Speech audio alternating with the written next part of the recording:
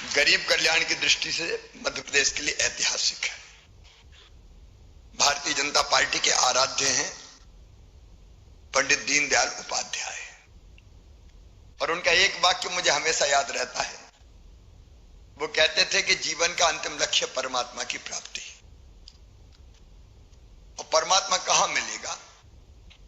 तो कहते थे मैं नहीं जानता कि आप मंदिर में जाके भगवान की आरती उतारेंगे, पूजन करेंगे तो भगवान प्रसन्न होकर दर्शन देंगे कि नहीं देंगे।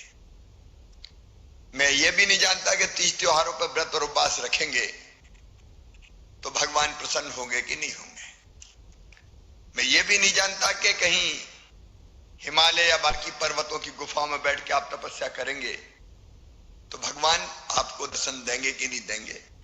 लेकिन मैं ये अच्छी तरह जानता हूं कि यदि दीनों की सेवा कर ली, दुखियों की सेवा कर ली, गरीबों की आंखों के आंसू अगर पहुंच दिए तो गरीबों की उन्हीं आंखों में तुम्हें साक्षात भगवान दिखाई देंगे।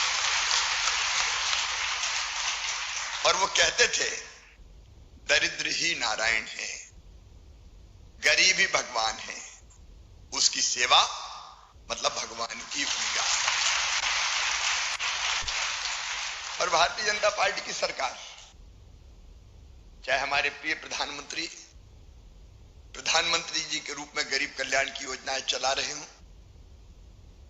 और यहां मध्य प्रदेश में भी हमारा फोकस है गरीब कल्याण, दरिद्रों की सेवा।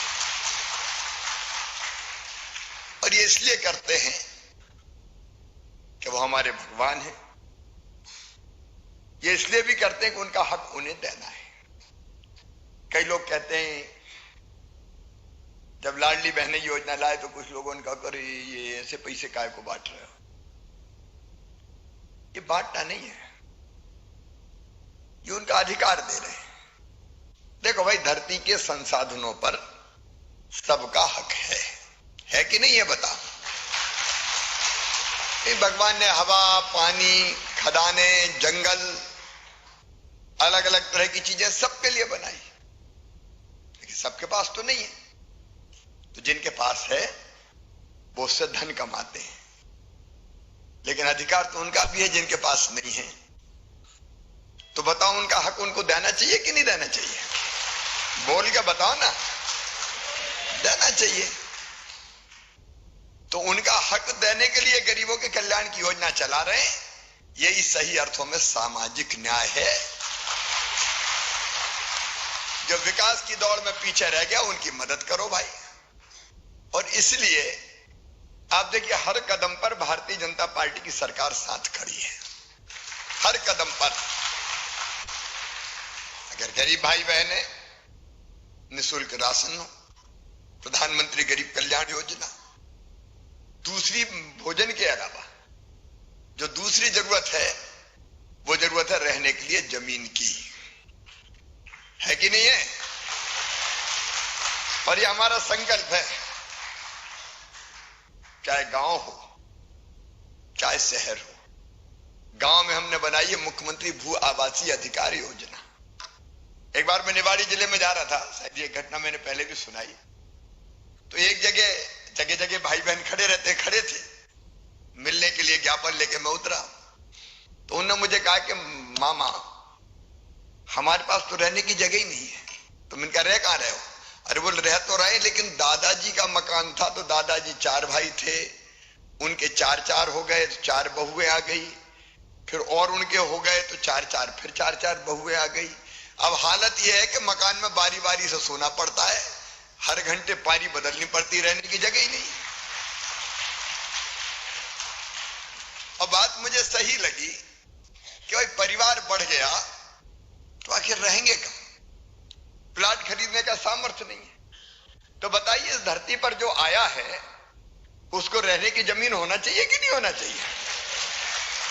और इसलिए हमने तय किया कि गांव में भी मुख्यमंत्री भू आवासीय अधिकार योजना के अंतर्गत हम लगातार फ्री में पट्टे बांट रहे हैं। और शहर में भी कोई गरीब बिना जमीन के नहीं रहेगा, या जमीन की कमी रही तो अभी मकान तो बनाएंगे। और इसलिए एक संकल्प ये यहां से है मेरा, हृदय से, अंतरात्मा से, बिना जमीन के नहीं रहने देंगे। गांव में जमीन आसानी से मिल जाती, शहरों में हमने कई माफियाओं से जमीन छुड़ाई, पता है कि नहीं है? अरे पता है कि नहीं? कितनी छुड़ाई? 23,000 एकड़। कितनी छुड़ाई? 23,000। भोपाल में भी छुड़ाई, भोपाल में भी छुड़ाई। वो कोलार के वहां मकान बनना शुरू हो गए कि नहीं? वहां तो माफियाओं से, ये कमलेश बैठे जबलपुर में भी छुड़ाई है। अलग अलग जगह दबंगों ने कब्जे कर रखे थे, तो माफियाओं को तो छोड़ेंगे नहीं। ऐसा थोड़ी कि दादागिरी करके तुम जमीन दबा लो सरकारी। तो 23,000 एकड़ जमीन मुक्त कराई। उस 23,000 एकड़ जमीन पे में से जो जमीन रहने के लायक आसपास मकान बन सकते हैं शहर में, वहां हम बना रहे हैं मकान गरीबों के, सुराज कॉलोनी मल्टी स्टोरी बना रहे हैं, क्योंकि ज्यादा लोग रह सके जमीन के टुकड़े में, बहुमंजिला। एक काम हम वो कर रहे हैं। दूसरे जो वर्षों से जमीन के छोटे से हिस्से पे रह रहे थे लेकिन पट्टा नहीं था, अब मकान भी बनने की राशि तब स्वीकृत होगी जब पट्टा हो। जमीन ही नहीं तो मकान कहां बनेगा? प्रधानमंत्री आवास का लाभ भी नहीं मिलेगा। और इसलिए हमने अभियान चलाया कि जिनका बरसों से कब्जा है उनको फ्री में हम पट्टा देंगे। 4.5 लाख पहले दे चुके और 38,000 पट्टा आज बांट रहे हैं। 2020 तक के हमने जो कब्जाधारी है उनको सम्मिलित करने का काम किया, ताकि हर गरीब के पास अपनी जमीन हो जाए और बाद में पट्टे के बाद उनको मकान भी देंगे। आज चूंकि सारे निकाय जुड़े हैं, इसलिए एक बात और मैं कह रहा हूं कि प्रधानमंत्री जी की बड़ी कृपा है। प्रधानमंत्री आवास योजना उन्होंने बनाई, उसमें मकान बन रहे हैं, लेकिन कई लोगों के नाम गांव में भी और शहरों में भी प्रधानमंत्री आवास योजना के अंतर्गत आवास प्लस में भी नहीं आ पाए। तो जहां जाते हैं वो भी कहते हैं कि भैया हमारा हमारा हमारा हमारा कब बनेगा। और मैं समझता हूं हमारे आशीष भी इधर बैठे हैं, बाकी नेता सबसे ज्यादा अगर पकड़ती बहने, भैया मकान देख लो, कच्ची टपरी आ गई, मरे जा रहे, देख लो जरा, देख लो जरा, देख लो जरा। क्योंकि हर एक का सपना होता है कि छोटा सा हो लेकिन मेरा मकान तो पक्का बन जाए। और इसलिए हमने ये फैसला किया है कि जो वास्तविक गरीब वंचित रह गए आवास योजना में, तो अब वो जब नई सूची बनेगी तब तक समय लगेगा, तो हम एक नई मुख्यमंत्री जन आवास योजना बना के उनको मकान देंगे। ये हमने फैसला कर लिया। तो पट्टा, पट्टे के बाद मकान, ये गरीब की जरूरत है। और ये कोई गरीब ये ना सोचे, आज मैं फिर कह रहा हूं कि संकल्प है हमारा, जमीन या मकान के बिना किसी को नहीं रहने देंगे। फिर से पूरी नई स्थिति बनेगी, सर्वे होगा, देना ही है, क्योंकि उसका हक है। गरीब को भी मुस्कुरा लेने दो भाई, तो उसकी जिंदगी में भी खुशियां आने दो। और इसलिए एक के बाद एक योजना है। अब लाडली बहना ने भी कई बहनों के चेहरे पर मुस्कुराहट ला दी है। अब वो गर्व के साथ कहती कि मेरा अकाउंट, मेरे पैसा। अच्छा, मैं कल्पना नहीं कर सकता था। कई बहनों ने जो किया मुझे अंदाज ही नहीं था। मैं झाबुआ गया अभी पिछले दिनों, तो गाड़ी जैसे स्लो हुई तो एक बहन जोर से चिल्लाई, भैया। तो मैंने ड्राइवर का रोको। मैं नीचे उतरा, वो दौड़ के आई और लिपट गई मुझसे, सर पे हाथ, गालों पे हाथ, मेरे भाई, मेरे भाई, मेरे भाई। और उनने जो मुझे सुनाया कि जो तुमने पैसा दिए थे, ये ठेला देख रहे हो मेरी सब्जी का और केला बेच रही हूं, अब मैं रोज 100-150 रुपया उससे कमा लेती हूं। हमने फालतू नहीं किया पैसा। इधर उधर सिलाई मशीन खरीद ली सेकंड हैंड, तो कोई सिलाई मशीन चला रही, कोई ने चाय की गुमटी खोल ली, तो जिंदगी बदल गई। और जब उन बहनों की आंखों में मैं खुशी देखता हूं, खुशी से चमकती हुई चेहरा तो होता ही, लेकिन आंखें, तो मुझे लगता है अपनी जिंदगी धन्य हो गई, इन बहनों की जिंदगी बदल। ये सेवा के काम है, गरीब की जिंदगी बदलना। अब कई गरीब आते हैं मजदूरी करने, भोपाल ही आए, अब मजदूरी करके रोटी खानी, परिवार पूरा आता नहीं, तो रोटी खानी तो होटल में चले जाए तो पता चला कि आज ही मजदूरी चली गई। और इसलिए भूपेंद्र जी, मैं आपको, आपकी पूरी टीम को बधाई देता हूं। हमने पहले 10 रुपया में दीनदयाल अंत्योदय रसोई, दीनदयाल रसोई 2017 में शुरू करी थी, और आज 66 और नई चालू हो रही है। नगर पालिका सारी कवर हो जाएंगी।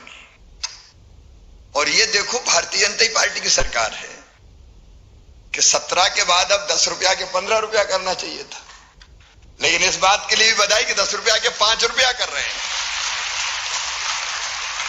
अब 5 रुपया में भोजन मिलेगा भरपेट।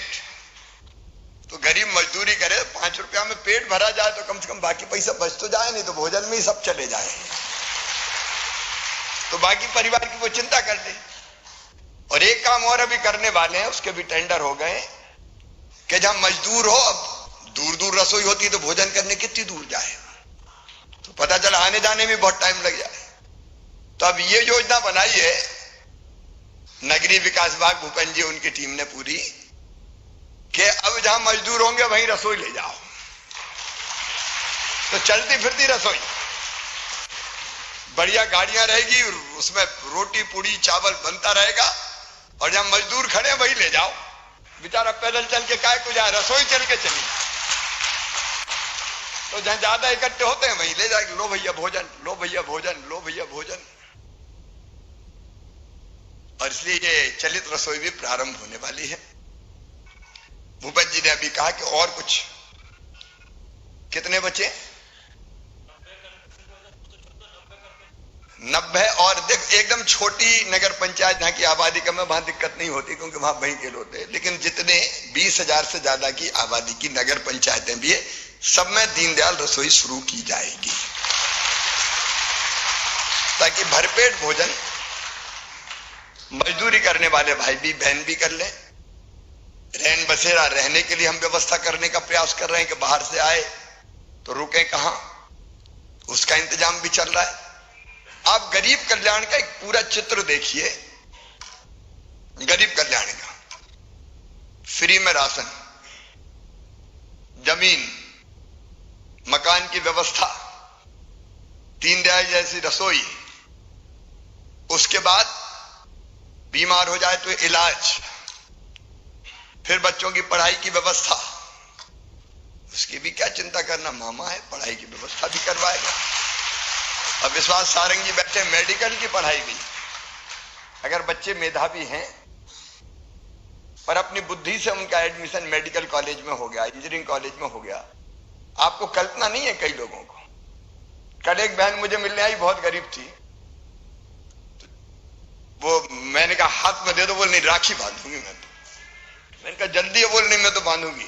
और फिर आंखों में आंसू आ गया, उनकी बात क्या है, तो उसने बताया कि मैं तो बहुत गरीब हूं, मेरी बेटी का एडमिशन इंडेक्स मेडिकल कॉलेज में हो गया, वहां की प्राइवेट कॉलेज है, वहां की फीस 13 लाख ऐसा कुछ उसने बताई, 1 साल की 12 लाख 13 लाख बताई, और बोले भैया वो पूरी फीस आप भरवाओगे मुख्यमंत्री मेधावी विद्यार्थी योजना में। अब आप भारतीय जनता पार्टी की सरकार को देखना, 13 पंजे कितने हुए, 65 लाख रुपया एक बेटी की फीस, जो मजदूरी करने वाली बहन की बेटी है, मामा भरवाएगा भारतीय जनता पार्टी की सरकार। मैं समझता हूं दुनिया में शायद ऐसी योजना नहीं होगी कहीं। बैंक से लोन लेकर पढ़ना पड़ता है कई बार बच्चों को, लेकिन यह हमारा संकल्प है कि कोई गरीब बेटा बेटी धन के अभाव में बिना पढ़े लिखे नहीं रहेगा। मैं बच्चों के सपनों को मरने नहीं दूंगा। कोई कल्पना करता कि ऐसी सरकार भी हो सकती है, बच्चों की पढ़ाई लिखाई, बेटियों की शादी, तीर्थ दर्शन योजना। अभी हमने से कई कमलनाथ जी ने बंद कर दी थी। बच्चों को हम लैपटॉप कंप्यूटर देते थे, कमलनाथ जी ने बंद कर दिए। साइकिल देते थे, साइकिलें बंद कर दी। अरे और तो और क्या गजब किया कमलनाथ जी कि हम गरीब बहनों को संबल योजना में बेटा बेटी को जन्म के पहले 4,000 और जन्म के बाद 12,000 देते थे, लड़ुआ खाने के लिए, आराम करने के लिए। वो भी तुम खा गए, बंद कर दी तुम। तीर्थ यात्रा बंद कर दी। लेकिन हमने तय किया कि तीर्थ यात्रा रेल से तो होगी, अब हवाई जहाज से भी तीर्थ करवाएंगे। गरीब को भी बैठने दो भैया हवाई जहाज में यार। ये नया न्यू इंडिया प्रधानमंत्री का और नया अपना मध्य प्रदेश बन रहा है, नया जमाना आ रहा है। मैं चाहूं तो गरीब कल्याण पे ही घंटों बोल सकता हूं, लेकिन पार्टी कार्यालय में भी कार्यक्रम है। तो बहनों और भाइयों, ये आपकी जिंदगी बदलने का प्रयास है हमारा। याद रखना, हम सरकार नहीं, हम परिवार चला रहे हैं। परिवार, ये अपना परिवार है। आप मेरे भाई बहन, लाडली बहना, भांजे भांजी, बेटा बेटी, अपना परिवार है पूरा मध्य प्रदेश। 9 करोड़ का परिवार। इसका सुख हमारा सुख है, इसका दुख हमारा दुख है। मिलकर साथ बढ़ेंगे। अंत में केवल इतनी कहता हूं कि एक प्रार्थना आप सब करना, भगवान बारिश करते हैं। मैं रात भर परेशान रहा, क्योंकि पूरा अगस्त का महीना सूखा गया और सूखा जाने के कारण बांध भी नहीं भरे पूरे। और बिजली की डिमांड एकदम बढ़ी, इसलिए कि फसलें अगर बचाना तो पानी देना है। ऐसी डिमांड आज तक कभी नहीं आई। तो हम भरसक कोशिश कर रहे हैं अपनी तरफ से कि चीजें ठीक रहें, लेकिन ये स्थिति संकट की है। 50 साल में ऐसा संकट सूखे का नहीं आया।